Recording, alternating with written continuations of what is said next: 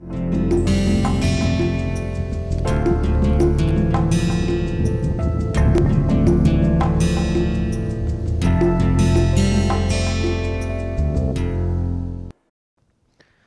friends, welcome back to the lecture series on applied statistics and econometrics.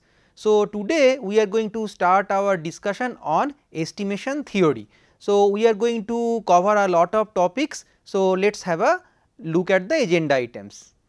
So, under the statistical estimation theory, we will discuss the case of point estimation very briefly, but we are going to then discuss the case of interval estimation at length, and under this interval estimation category, we are going to introduce some new concepts to you, namely confidence level, confidence interval, and then we are going to discuss the large sample and small sample cases. So, before we start the discussion on statistical estimation theory, let me briefly remind you about the problem at hand. So, we are actually in the first step of statistical inference. So, we actually have a large population or universe, but we do not have resources to reach out to the each element of this universe. So, we actually have drawn a small sample from the population, and we are trying to infer about population characteristics by looking at some sample characteristics. So, that is basically the background, and the entire field of statistical inference helps us to make accurate guesses about population characteristics from sample characteristics. So, the characteristics of a random sample will basically mimic or resemble those of the population characteristics, namely population mean, population median and population variance, etc. Now, note that mean of a sample from the population is an estimate of the mean of the population, and standard deviation of a sample from the population is an estimator of the standard deviation of the population. Now, this resemblance or similitude or likeliness becomes much more higher as the number of observations in the random sample becomes larger. So, in the last class only we have discussed the case of point estimation and interval estimation. So, I have given you the definitions there, I have reproduced the definitions again, so that you can remind yourself, but basically in a nutshell, point estimation is basically giving you a particular value of the sample statistic, and that is your best case about the unknown parameter value theta, and in the case of interval estimation you get a range of values as the best guess about the unknown population parameter theta. So, at this moment let us look at some desirable properties of estimators. We are going to study a lot of estimators in this course. Now, how do you rank them? Because there are many estimators available when you are trying to draw some statistical inference from a sample about the population characteristics. So, we are going to talk about 4 desirable properties or features of estimators, and if these all 4 are satisfied by one particular estimator, you can call that as a good estimator. Now, the most important property of a good estimator is the property of unbiasedness. So, what is unbiasedness? So, if expected value of the statistic is equal to the parameter value, then the estimator is unbiased. Note that I have been talking about this feature of sample statistic from the very beginning, that sample statistic actually is a random variable associated with a probability distribution. So, of course, there will be an expected value of the sample statistic as you keep on drawing repeated samples from the same population. So, if you look at the mean, if that mean is equal to the true value of the unknown population parameter, then you can call that estimator as unbiased. So, the related concept is bias, and that is defined as the difference between the expected value of the statistic and the true value of the population parameter to be estimated. So, now we are going to talk about 2 sample statistics that we have seen several times in this course. So, first is sample mean, and that is used to get a proxy measure for the population mean, and that is an unbiased estimator, because we can prove, in fact you can also prove, that expectation of x bar is equal to mu. But note that sample variance is a biased estimator, and we have spoken about it. So, the second property that is in the list is the property of consistency. What do we mean by consistency? Well, we have spoken about this at length in the previous class, but it is not a bad idea to have a very brief recap of a minute or so. So, how do I define formally in simple words without involving any symbols? So, I define it in the following way. So, as the sample size small n increases to approach the population size, so n tends to infinity in mathematical terms, then the estimator gets closer and closer to the true value of the population parameter that we need to estimate. So, that is the feature of consistency. Now, the third in the list is the feature called relative efficiency. Now, efficiency is a very interesting and important property that we are going to visit again when we will be dealing regression, but as of now I just want to give you a flavor of that property, just want to define it formally. So, the estimator should have a low variance amongst all the available or potential estimators, and that is usually relative to the other estimators, right. So, a relative efficiency can be computed, and that is the ratio of two sampling variances. So, this is basically the sampling variance of the sample statistic, I mean. Now, the last but not the least in this list of criteria for good estimator is called minimum of mean squared error, or that sometimes abbreviated as MSE. Now, this measure is defined as the sum of variance of the estimator and bias squared. So, getting a small MSE often means that there is a trade off between the variance and the bias. Now, we are going to look at a pictorial depiction of sampling estimation theory, and I believe that through this diagrammatic slide many concepts will be much more clearer to you even from the previous lecture, because in the previous lecture we have spoken about certain theoretical concepts which may look at it in words or in symbols. So, maybe diagram will be better representation of that concept, and not only the concepts from the previous lecture, but also what we have been talking in this lecture also. I have tried to give you a visual representation of these concepts. So, let us start with population, and there is a continuous random variable associated with that population, and let that random variable be denoted by capital X. We are interested to know the unknown value of the population mean mu, and the population actually has a distribution, of course, because of this random variable x, and that is denoted by this red colored curve. Note that I have not assumed symmetry because we do not have to. So, this is an asymmetric distribution.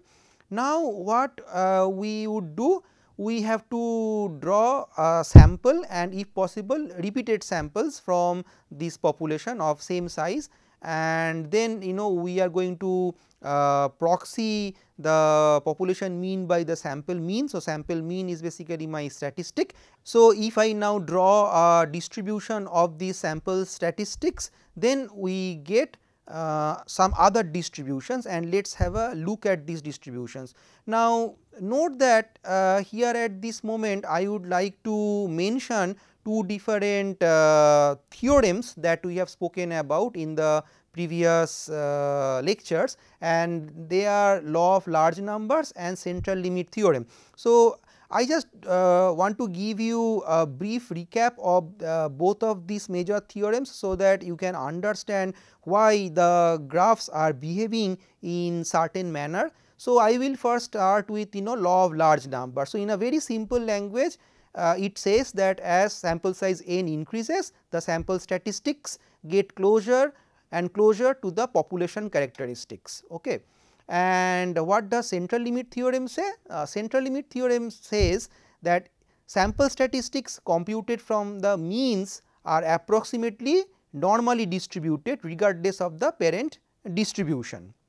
So, now let us look at the next diagram, and here I am going to plot the values of sample mean along the x axis or horizontal axis, and you see that I am showing you two distributions or two sampling distributions. One is for the smaller sample size and one for the larger sample size. So, as you can see, as we increase the number of n by following the law of large numbers, the distribution actually moves much more closer to the true value of the unknown population parameter, and by the virtue of central limit theorem, the derived distribution of the sample statistic is going to converge towards an approximately normal distribution. So, it can be approximated by a normal distribution, and that is what I am showing here. So, if you look at that blue curve or the blue shaped curve distribution, that is basically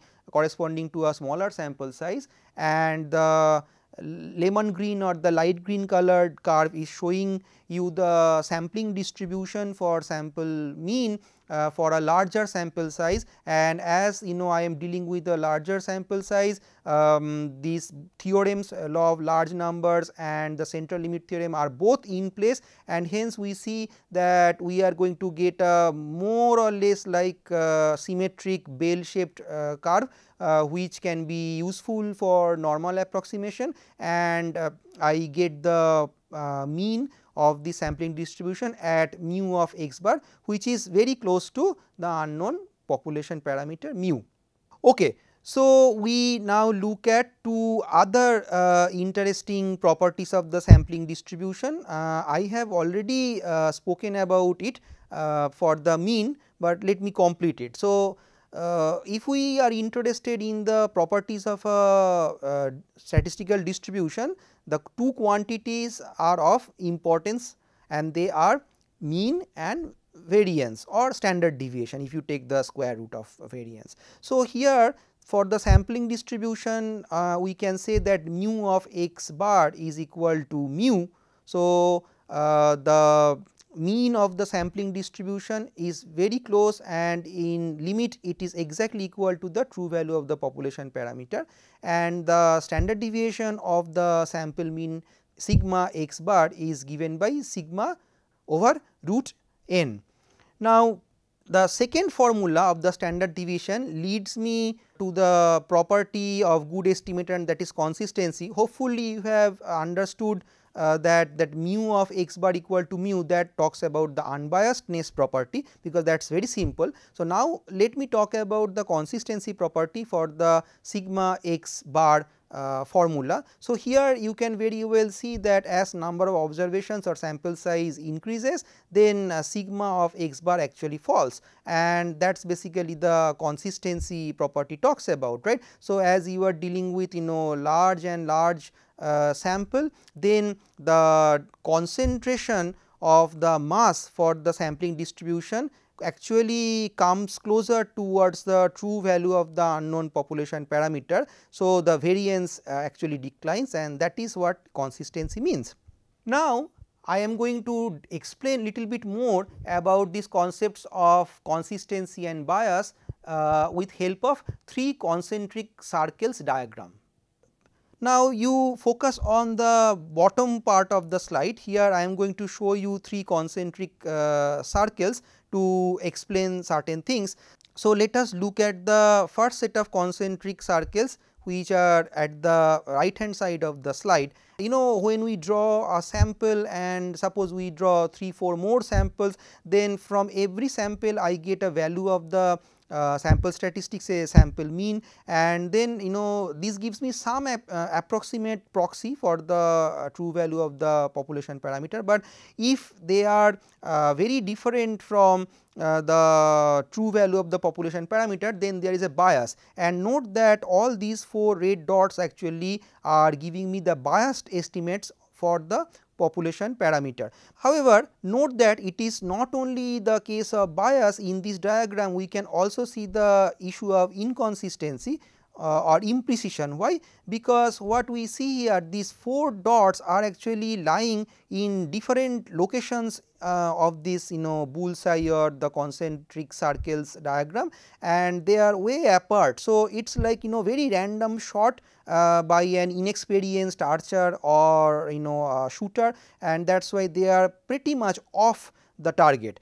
Now, the second or in the middle diagram, I am going to explain you the concept of a consistent but a biased estimator. So, here you see again 3 dots, and these 3 dots are in blue, and you see that although they are off from the target, they are not very close to the target, but at least these 3 shots at the bullseye are coming very close of each other. So, you can say that they are consistent, but they are biased.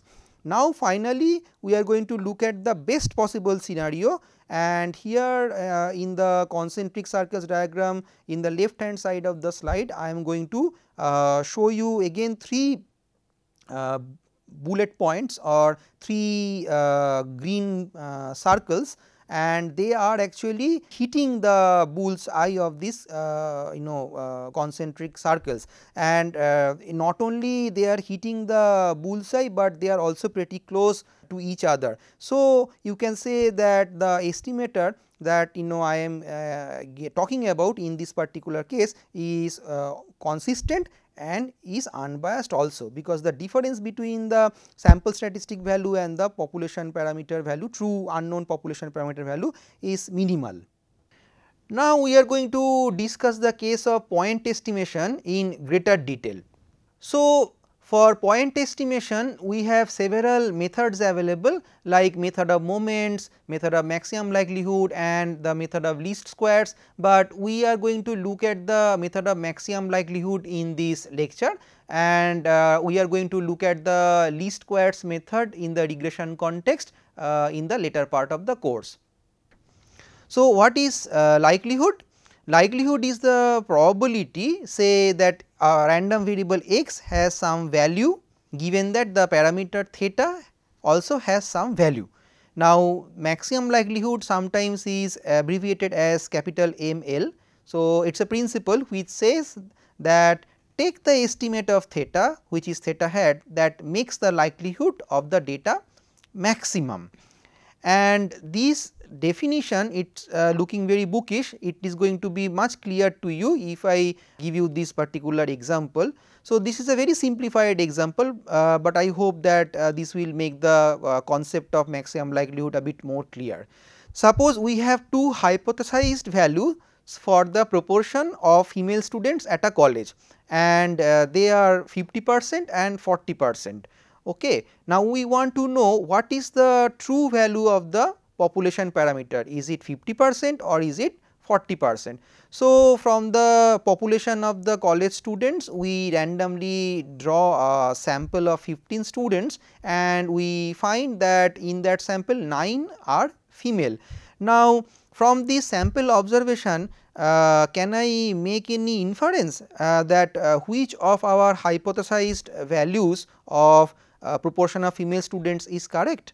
Yes, we can. So, note that this is basically the case of a binomial distribution. We can actually apply the binomial distribution here. So, if we now plug the values of parameters in the binomial PDF, we can get the probability values. So, let us assume that the true population parameter value is 50%. So, the P, the probability of success in the binomial distribution case is 0.5. So, if that is the case, then how can I compute the probability, because likelihood is basically nothing but the probability. So, if we are looking for likelihood, we have to calculate the binomial probability. So, here I am showing you the first case where capital L is basically the likelihood, it is nothing but the other way to express probability. So, x is capital 9, that is the value of the binomial random variable, and small n is basically one parameter, that is 15, and small p is also a parameter, and we have hypothetically assumed its value to be 0.5. So, it gives me a probability figure of 0.153. Now, I move to the other case where the values of the x and n are same, but the value of p has changed from 0.5 to 0.4, because that is the second hypothesized value for the true population parameter. And if we assume that this is indeed the case, then that leads to a probability number 0.061. Now, note that out of these two probabilities, definitely first one is higher. So, we can draw an inference that our assumption of population parameter being 0.5 actually has higher probability from the data. So, we can make this decision that well, my data or my sample that I have, it actually has lent more support to the assumption or hypothesis that true population parameter value is indeed 0.5. So, we then infer that okay, out of these two choices for population parameter value 0.5 and 0.4, I will go with 0.5. So, that is basically the simple example. Now, we want to actually give you the mathematical or statistical expression for the maximum likelihood estimator, because finally maximum likelihood is a principle, but it leads to an estimator which is used to get the estimate for an unknown population parameter, right. So, we have to now see how maximum likelihood estimator actually works. So, MLE is denoted by theta hat, and that is the value of theta which maximizes the likelihood function. So, how do I write the likelihood function? Note that that is basically a function of the unknown population parameters where the data is given. So, likelihood function is denoted here by capital L of x given theta, and that is basically a product of n number of probabilities. Why? Because if we have a sample of size n, then each of these observations in the sample has a probability of being chosen from a particular population, and then these probabilities are independent, because I assume that they are drawn in a simple random sample way. So, we need to multiply all these individual probabilities, and that is how we get the maximum likelihood function. Now, the likelihood function we need to maximize that one, and it is a formidable shape because it is product of many probability numbers. So, it can be extremely complicated functional form. So, sometimes to make it simple, we have to take log on both sides and then make it linear, and then we can actually maximize this function. But anyway, that is not our focal point. So, we actually stop right here on the maximum likelihood estimator case. Later on in the course, when we are going to cover the case of discrete choice models, there I will show you how this MLE is very useful, and you will see that how MLE estimators are found by maximizing the likelihood function or log likelihood function. So, next we move on to the case of interval estimation. We have already defined what is interval estimation. Now, let me focus on the difference between the interval estimation and the point estimation. So, note that when we get a particular sample and from the sample we calculate a sample statistic value, that works as an estimate for the unknown population parameter value. So, basically the sample statistic formula is basically the estimator formula, and the actual value that we get from that estimator formula actually is the estimate for the unknown population parameter, say theta. So, there is a difference between the point estimate and the true population parameter, and that is called the sampling error. So, now let me explain what is sampling error in detail. So, when you get one particular sample and you get one sample statistic value, then that sample statistic value will change from one sample to the other. If you get 2, 3 or 10 more samples, you are bound to see different numbers for the sample statistic value, and of course, the difference between this true value of population parameter theta and the the sample statistic theta hat that you are obtaining from different samples are going to be different, and this is called the sampling error, because this actually depends on the variations in sample. So, of course, there is uncertainty associated with the point estimate, because we can't be sure that if we get one particular value of sample statistic as an estimate for the unknown population parameter, whether that is indeed the true parameter value or not, whether it is very close to the population parameter or not, we have no clue. So, it is very uncertain to use or make use of a point estimate. So, that is why statisticians prefer to work with the interval estimates, where you actually take care of this sampling variation into account, and then you try to get more information from the sample that you have in your hand. And that is why interval estimation we are going to focus more in this lecture, and we are going to study it in more detail. So, an interval estimate gives a range of values after taking into consideration of the variation in sample statistics from sample to sample. Okay. So, there are three interesting features that I would like to mention about interval estimate. So, these interval estimates are stated in terms of level of confidence, and then what is level of confidence, that we are going to define and describe and explain in detail in the next slide.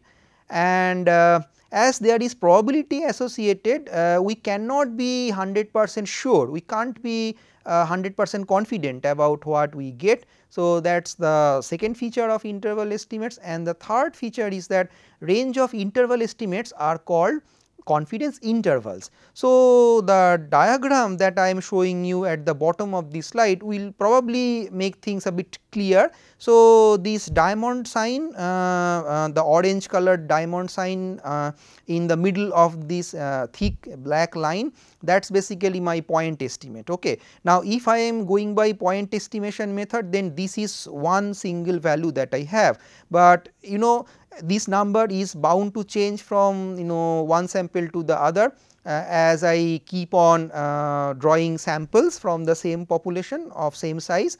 So, lower confidence limit and upper confidence limit values are basically defining the range, and we are saying that within this range any particular value can happen, and there is a probability associated with that. And this gap between this upper confidence limit value and the lower confidence limit value, the difference between these two values is called the width of the confidence interval.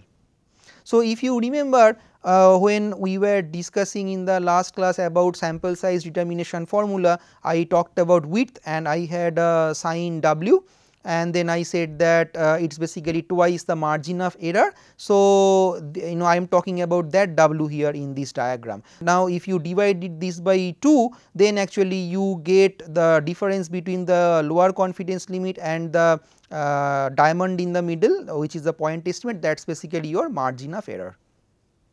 So, it is time to define confidence level formally. So, a confidence level indicates that probability with which the estimation of the location of a parameter may be mean in a sample survey is also true for the population. Well, so to explain the idea of confidence level, we assume the value of 95%, because in the applied statistics work and applied econometric work you will find that more people are using this case of 95% confidence level.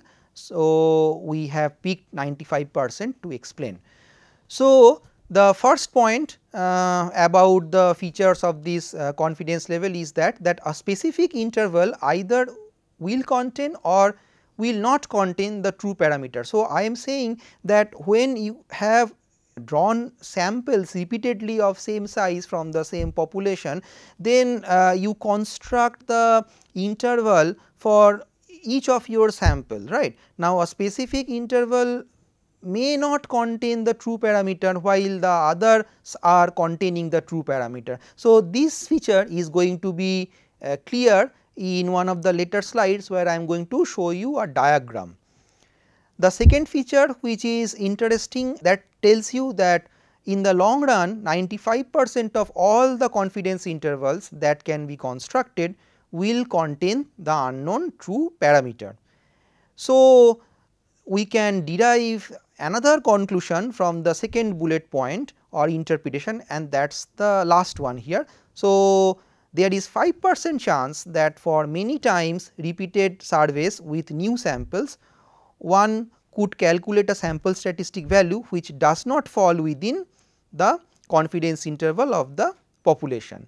So, next we are going to talk about how to generate the confidence interval for population mean in the large sample case. So, it implies that I am considering a case where n is greater than 30. So, I will start with two assumptions, and for first assumption says that population standard deviation sigma is known, although this is a very hard assumption or strict assumption to make, because in reality many times sigma is unknown to us. And the second one is fairly straightforward assumption, that we assume that population is normally distributed because we are dealing with large sample. So, law of large number tells us that normality can be assumed. So, now I am going to show you 5 steps following which you can generate the confidence interval for the population mean. So, let us start with calculating the sample statistic value for the location parameter, which is the sample. From sample we get to know the sample mean. So, that is x bar equal to summation x divided by n, that is quite straightforward. Then if sigma is known, then it is fine, but if it is non known, if it is not known, then we assume that it is a large sample. So, n is greater than 30. So, we find the sample standard deviation s, and we can use it as an estimate for sigma. Okay. So, I am showing you the formula for s, the sample standard deviation. So, note that we are dividing by the number n minus 1 for the degrees of freedom issue that we discussed earlier. Now, next step is to find the critical value from the standard normal table, and that critical value is denoted by ZC. So, that should correspond to a given level of confidence. So, we have to assume a priori what level of confidence we are happy with. So, if we are happy with 90% confidence level, then you assume that, or if you say no, I am happy with 95%, you can go with that as well. But it is important to make that assumption in step 3, that what is the level of confidence that you are aiming for. So, after that you find your corresponding critical value, then you are in step 4, where you have to find the margin of error. We talked about margin of error, hopefully you remembered that. So, now I am showing you the formula how to compute it. So, margin of error is given by capital E, and that is basically ZC times sigma over root n. And once you get measure for your margin of error, you need to subtract that number from the sample mean, and then you need to add that number to the sample mean. So, the first one will give you the lower confidence limit, and the second one will give you the upper confidence limit. So, now you can say that I have generated a confidence interval which will contain the unknown value of population parameter mu, and if you have assumed 95% confidence level, then you can say I am 95% confident that my unknown population parameter value mu will lie between x bar minus e and x bar plus e. So, this thing is again going to be talked about in terms of a diagram in the next slide. So, now I am going to show you a diagrammatic representation of what we have discussed. This diagram is also going to help you to understand some features of confidence level that we have discussed. So, before we start talking about the diagram, I would like to start with two notes. It is important to remember two very vital Z scores. Now, I have shown you the standard normal table. I have also taught you how to refer to the standard normal table and pick the z values whenever it is required, but sometimes when you are in a hurry, you may not have time to consult the table, you may not have the table in hand. So, you have to remember these two magic numbers. These are very useful magic numbers for the purpose of applied statistics and econometrics. So, remember that 90%, if you assume a confidence level of 90%, then the corresponding z scores are plus minus 1.645, and if you assume the 95% confidence level, then the corresponding z scores are plus minus 1.96. So, if you remember these two numbers, you do not have to even consult the statistical table. Now, let us see what do we have in the diagram. So, the light blue color bell shaped curve is the standard normal curve, and along the horizontal axis I am showing you first the z units, and as you know that there is mapping between z axis and the x axis because of the standard normal transformation concept. So, of course, for each and every value of z that I am showing you here, you can actually find the corresponding x values. So, you can also say that the x units can also be derived, and they are shown in green color here.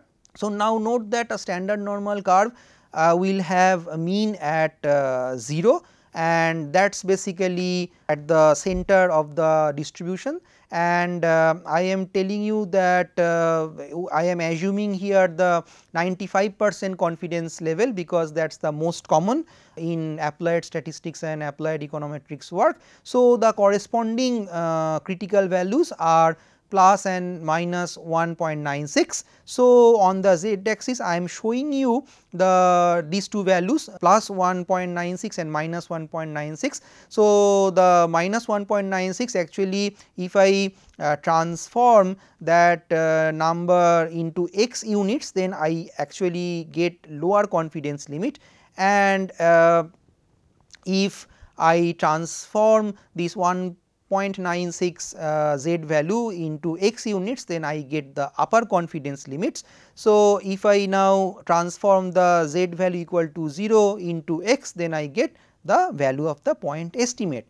So, now note that I am going to talk about the area under the normal curve, and they give certain probabilities. So, let us start with the mass which is there in the middle of the curve. So, this area in white, which is below the bell shaped normal curve and bounded by two vertical lines placed on minus 1.96 and plus 1.96, that is basically giving me the value of 1 minus alpha, and that is 0.95. So, that is basically my 95% confidence level.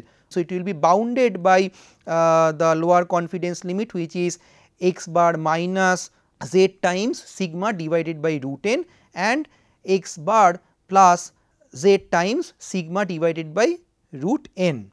Okay. So, of course, the residual area is 0.05, and you see there are two equal parts for the residual probability, and alpha divided by 2 gives you 0.025. So, it is symmetric curve, that is why you see the equal mass at two different tails of the distribution. And we will again come back to this diagram when we will be studying hypothesis testing, because this is very important diagram, it is very useful.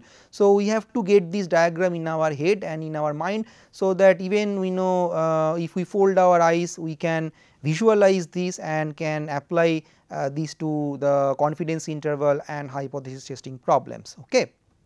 So, now the explanation for the normal bell shaped curve and the confidence interval is over, but let me talk about something more in terms of the diagram that will help you to understand about the confidence interval and confidence limit in a better manner.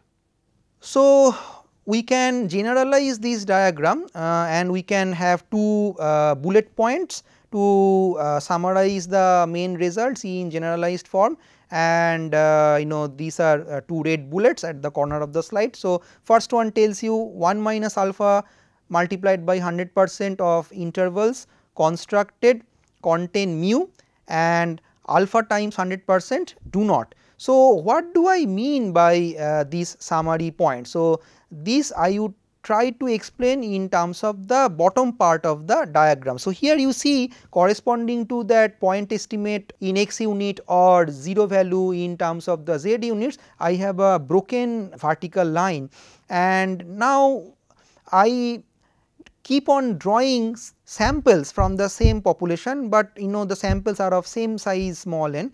Now, of course, as there is sampling variation, the sample statistic value which is basically the point estimate obtained from the individual sample is not going to be the same, it is going to vary from sample to sample, and that is what is shown in the parallel straight lines that I have shown here. So, all these parallel straight lines are basically giving you the confidence interval that you obtain from one particular sample, given that there is a sample mean x bar. So, if we look at the first line, so you see that circle there of purple color in the middle. So, that is basically x bar 1. So, that is basically the sample mean that you calculate from your sample 1. So, the second line you come down, similarly you see that purple color circle on that line. So, that line gives you the confidence interval that you can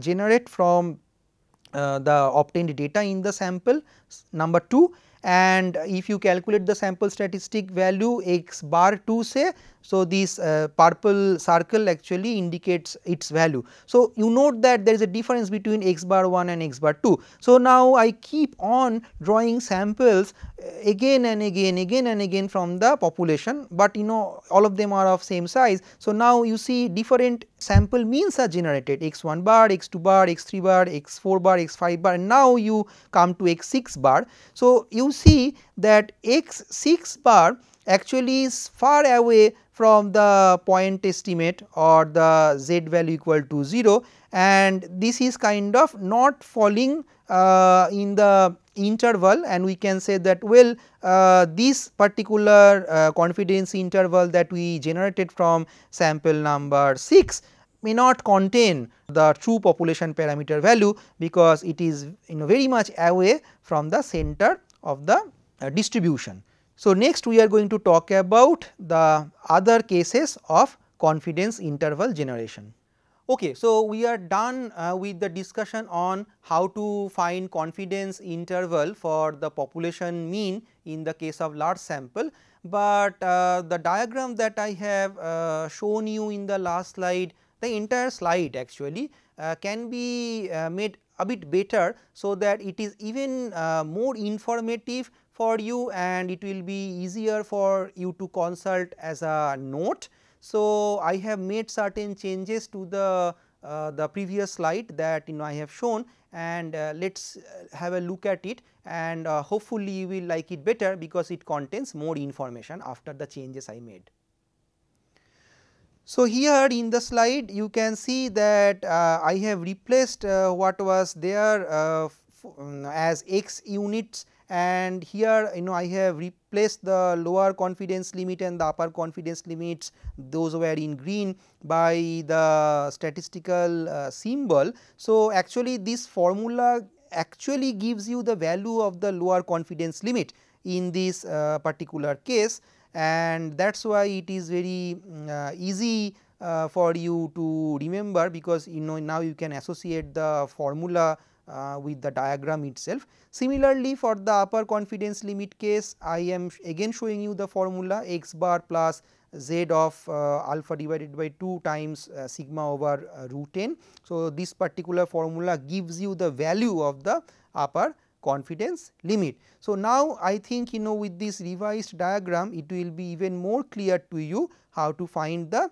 confidence interval. I will end the discussion by saying that please do not be under impression that when we talk about this 95% confidence interval or 90% confidence interval, we are actually trying to have any probability interpretation from there. The probability concept is associated with confidence interval finding, but that actually is embedded in the z value or the critical value that we have to consult a statistical table and then find the value. But this 90% and 95% confidence level that I spoke about, they are actually, it is better if you look at this number only in terms of percentage. So, we are done with today's lecture. We could not cover the case of small sample case in today's lecture. So, in the next lecture we will begin the discussion by looking at the small sample case. Thank you.